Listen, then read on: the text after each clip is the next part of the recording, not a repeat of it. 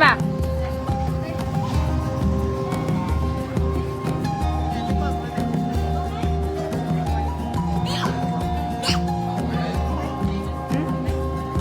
Vậy chi đấy?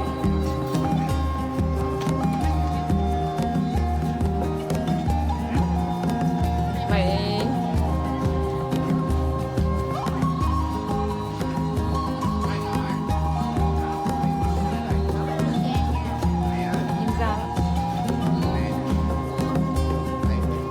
đấy này, vậy này.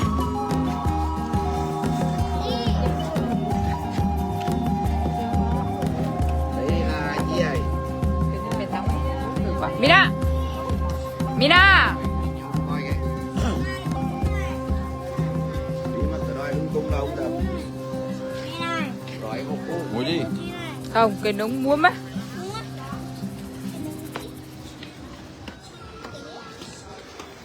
Đồ ăn đường phủ à?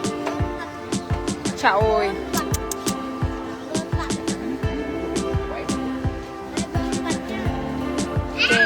Ai ăn chè, ai ăn chè.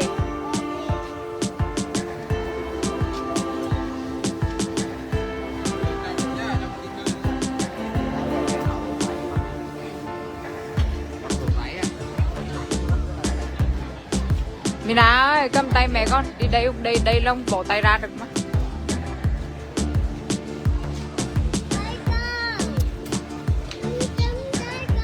Rồi, hai cậu cháu cầm, đó, cậu cầm tay con quá.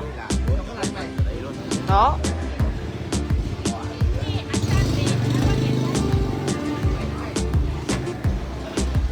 Đây nè, cho Xịt nướng.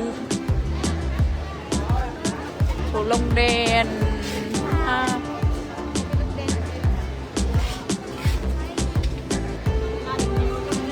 Ê mẹ lại mua túi đi ô bên chi đây. Túi đi ô hàng pha kê. Hả? Lát nữa. Lát quay về. Đang lấy stream. Mua về ký ức Hội An. Mà xem em ạ. Có biết mua mố không?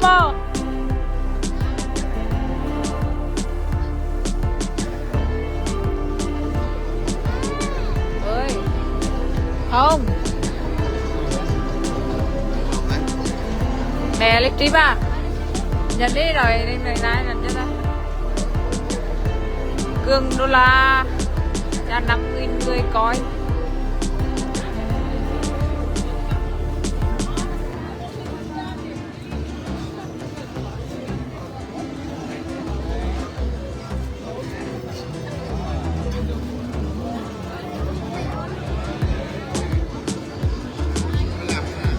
Lạc ra, đừng yên. Người đông quá. Đông kín người luôn.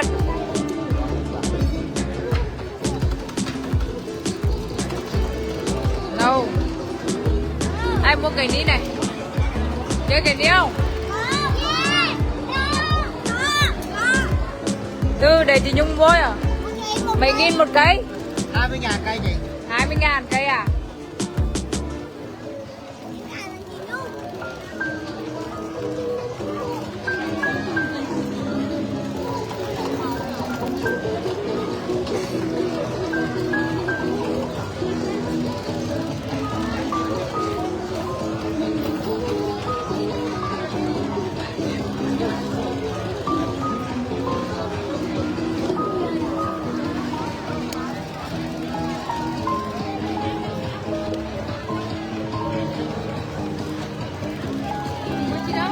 Mua ai cái ní ai?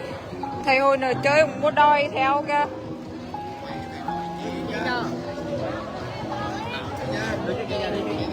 Đó chú bay cho ta.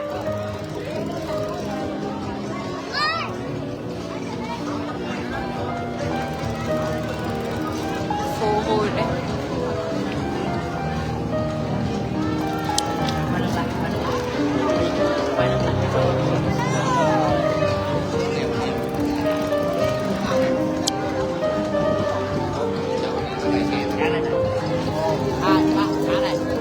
Woo! Wow.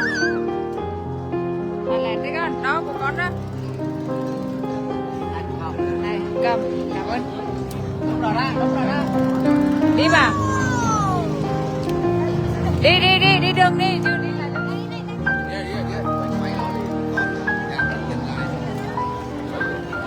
bay không chạy lung tung.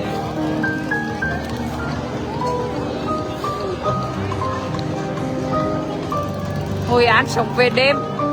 Bánh chuối Hội An, banana pancake. Có Khánh ơi, coi lạc nha. Dạ, đông làm con à. Đông người. Ây giời ơi. Mina, coi mà lạc na.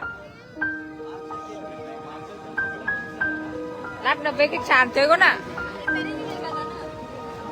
Ôi là ngoài đoàn đi đông lắm.